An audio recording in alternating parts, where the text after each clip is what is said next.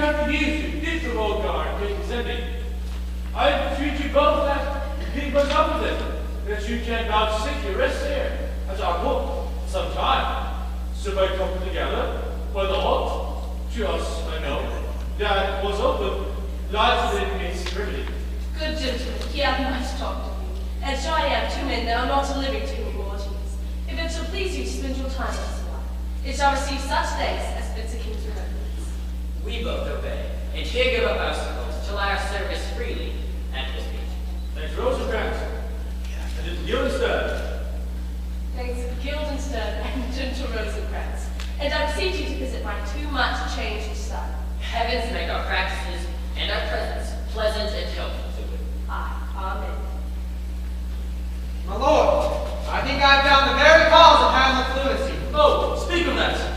I doubt it is no other than the name, his father's death and our all hasty marriage.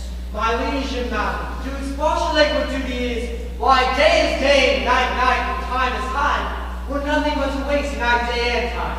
Since brevity is the soul of wit, I shall be brief. Your most noble son is mad. Now mad do I call it, for to define true madness is nothing but to be mad. More matter with less art. Madam, I swear I use no art at all. Then he is mad. 'Tis true, 'tis pity, and indeed 'tis true. Now mad, may we grant him, still lies the cause of this effect. Or rather, the cause of this defect, for this effect defective still remains a cause. You see, I have a daughter, and while she is mine, in her obedience, she hath given this to me. Now gather and surmise. To the celestial and my soul's idol, the most beautified Ophelia. That is an ill phrase, a vile phrase. Beautified is a vile phrase, but you shall hear. Came this from Hamlet to her? Madam, stay a while, I shall be faithful. Doubt that the stars are fire, doubt that the sun doth move, doubt truth to be a liar, but do not doubt that I love her. My most dear Ophelia, I am ill in these numbers. I lack the art to reckon my groans, but I did love thee best, believe me. Adieu, my most good lady, Hamlet. In her obedience, my daughter hath given this to me. But how hath she received this love? What do you think of me? As a man faithful and honorable? I would fain prove so. I did speak with my young mistress. She said, Hamlet is like a prince out of the stars, but this cannot be. I did give her these precepts to take no messengers or receive any tokens. She took the fruits of my advice, and therefore were born from Hamlet. He then fell into sadness, thence into weakness, fast, and now into the madness in which he raves. Do you think it is this? It may be very likely. If you take it all from this, or this, take it from this. How may we try further? You know, he walked some 4 hours together here in the lobby. So he does indeed. At such a time, I will loose my daughter to him. If he loves her not, and therefore does not fault therein, do not take me an assistant for his sake. We will try it. I hear him coming. Away, I beseech you, both away. But look, where sadly the poor wretch comes reading. How does my good Lord Hamlet? Well, Do you know me, my lord? excellent well. You are fishmonger. Not I, my lord. Then I would you were so honest a man. Honest, my lord. To be honest, as this world goes, is to be one man picked out of 10,000. 'Tis true, my lord. For if the sun breed maggots in a dead dog, like a god kissing carrion, have you a daughter? I have, my lord? Let her not walk in the sun. Conception is a blessing, but not as your daughter may conceive. Friend, look to it. Still harping on my daughter. But he did not know me at first. He said I was a fishmonger. I shall talk to him again. My lord, what do you read? Words, words, words. What's the matter, my lord? Between who? The matter you read, my lord. Slander, sir. For the satirical rogue says here that old men have gray beards, that their faces are wrinkled, that their eyes perch thick amber and plum tree gum, and that they have a plentiful lack of wit, altogether with most weak hands. powerfully believe. For you yourself should be as old as I am, if, like a crab, you could go backward. Oh, this is madness. There is method in it. Would you walk out of the air, my lord?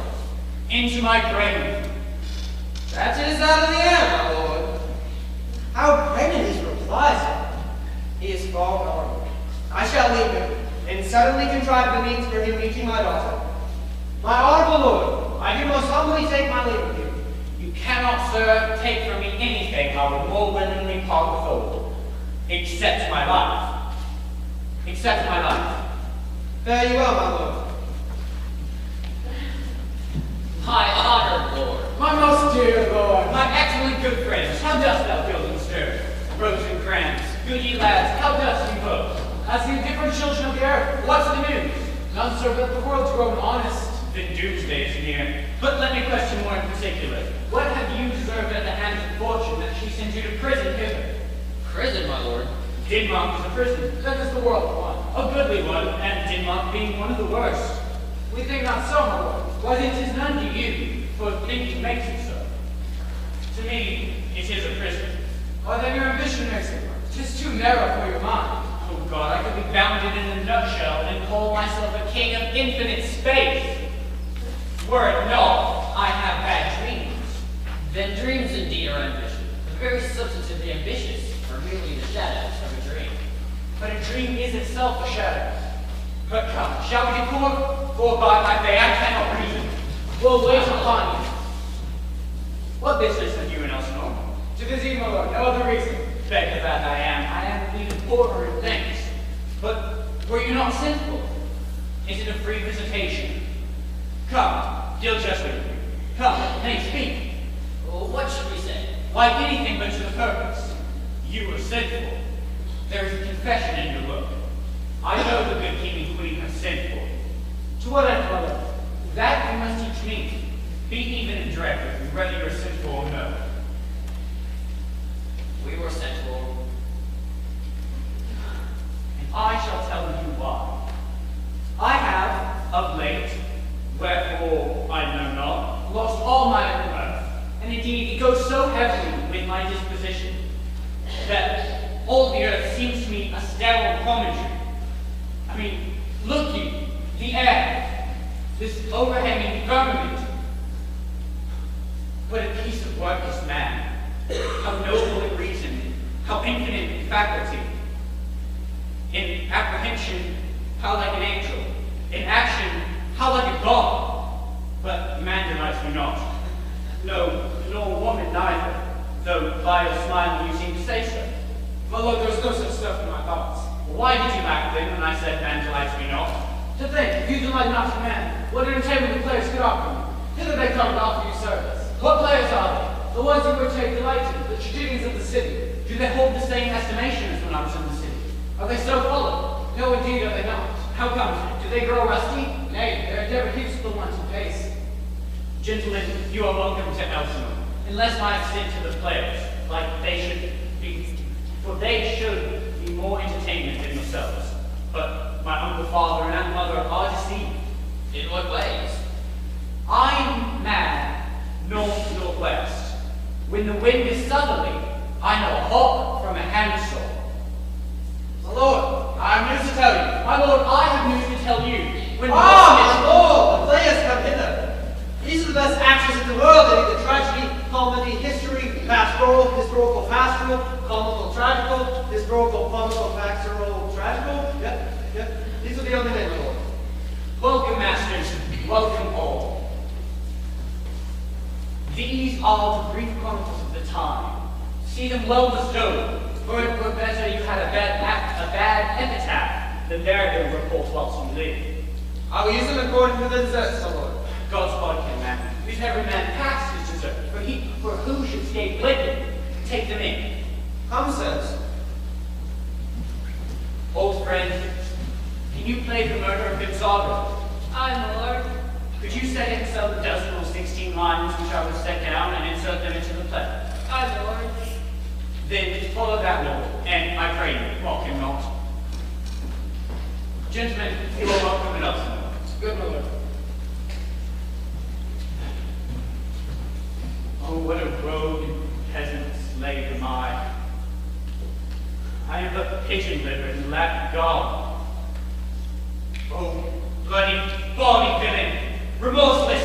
treacherous villain! What an ass am I, my dear father murdered, and prompted to his revenge by heaven and hell. And now, like a whore, I must unpack my heart. I have heard that guilty creatures, upon the view of the play, have been so struck as to confess their malefactions. I'll play something like the murder of my father before my uncle, and if he do but blench, I know my course. The play's the thing wherein I'll catch the conscience of the king.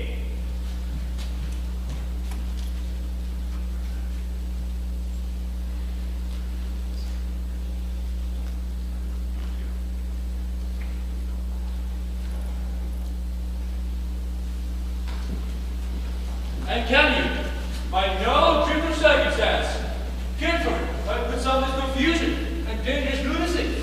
He does confess he feels himself distracted, but by what means he will not say. Nor do we find him forward to be sound, but with a crafty madness keeps aloof. Did he receive you well? Most like a gentleman, But with much forcing of his disposition. but at our demands, most free in his reply. Did he say you to any pastime? Madam, it so fell out that of certain players we told him, and there did seem in him a certain joy to hear it, there about the court. And as I think they have orders this night to play before him. This most true. He did beseech me that your majesty should hear and see the matter. With all my heart, I doth much content me to hear so inclined. Good gentlemen, give him a further edge, and draw his purposes on to the light. Sweet Gertrude, leave us too, for we have sent for Hamlet, so that he may hear our front of feeling. Her father and myself will so bestow ourselves here, so that we, seeing unseen, may hear daily by him. Whether if there be the affection of his love or no. His son of faith, and for your part, I do wish that it be your good beauties that be the happy cause of Hamlet's violence. And so I hope that it be your good virtues that bring it to his wonted way, for both of your honors. At my wish it may. Walk in here, Ophelia. Gracious so please you to bestow ourselves here.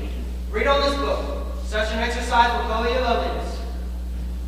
I hear him coming, my lord. Let us hide ourselves.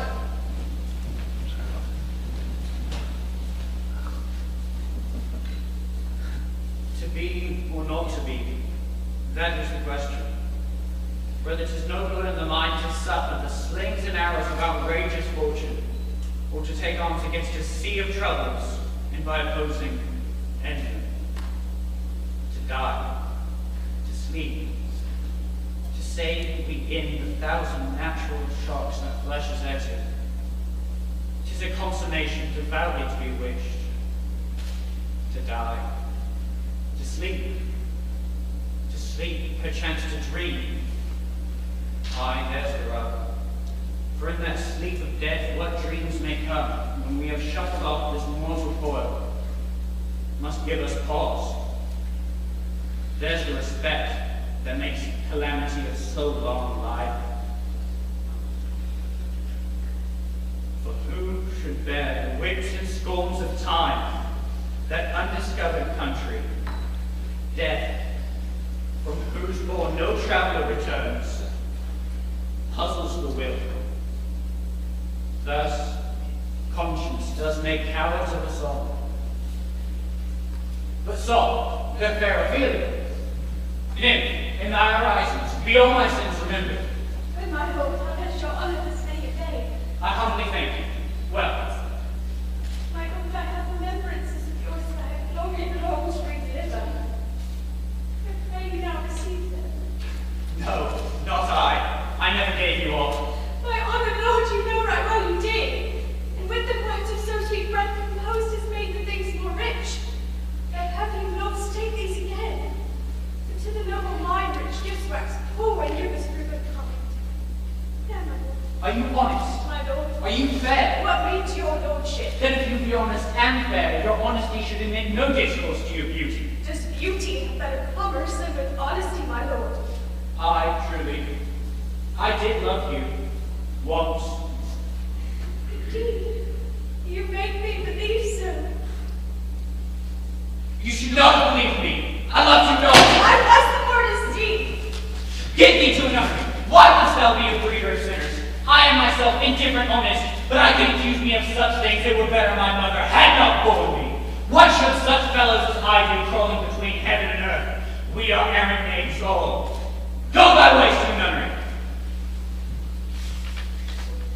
Where's your father? At home, my lord. Then let the doors be shut upon him, that he should play the fool nowhere but in his own house. If thou dost marry, I'll give thee a plague for thy dowry. And if for who should escape calumny, and if thou wilt needs marry a fool, for wise men know well enough what monsters you make of them. To a nunnery go, and quickly too. Farewell. Oh, heaven, thou hast restored him. I have heard of your paintings too, well enough. God has given you one face, and you make yourself another. You make your wantonness your ignorance. You nickname God's creatures. I'll no more on it. It hath made me mad. I say we shall have no more marriages. Those that are already married, all but one, shall live. The rest shall keep as they are. To a nunnery go.